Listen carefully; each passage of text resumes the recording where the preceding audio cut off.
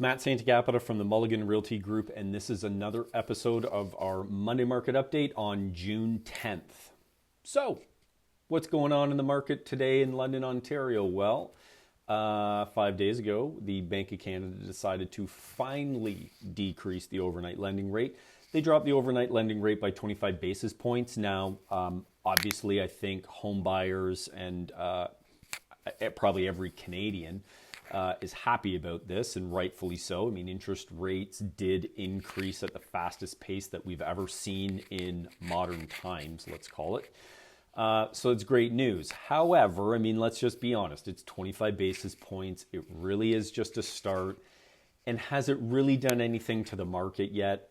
No. Let's just be honest. It really hasn't. I think before we actually see these rate decreases affect the London and surrounding area real estate market, is we actually probably need to see about a full percentage drop, which I don't think is going to happen in the short term here. I think over the long term, hopefully that's what occurs. But this also depends on inflation. Inflation does need to stay low, which currently it is. However, we all know, based off of the last few years, it seems like it can change at any moment. Anyways, with that being said, let's get into the numbers. So this past week, we saw new listings come in at 202. So that's a pretty decent increase over the previous week, about 15%. Nothing too crazy, though. We're not hitting the 300 mark. Definitely listings in the London area are up. They're up to 1,310, which we continuously see this gradual increase. So inventory keeps building. Similar to the Toronto market, I know there's been a lot of chatter in Toronto that they've never seen so many condos listed. London's not quite there yet. We don't have record listings. However, listings do keep piling up. Conditional sales in the past week, we saw 64, which is pretty consistent.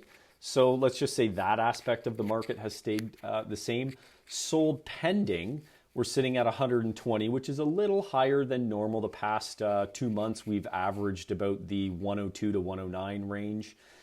So that's increased a little bit, which is healthy to see. And then price decreases, we're back up to the 70 mark. I think we're probably going to see that stay around the 70 mark, maybe even trend up to the 80 mark.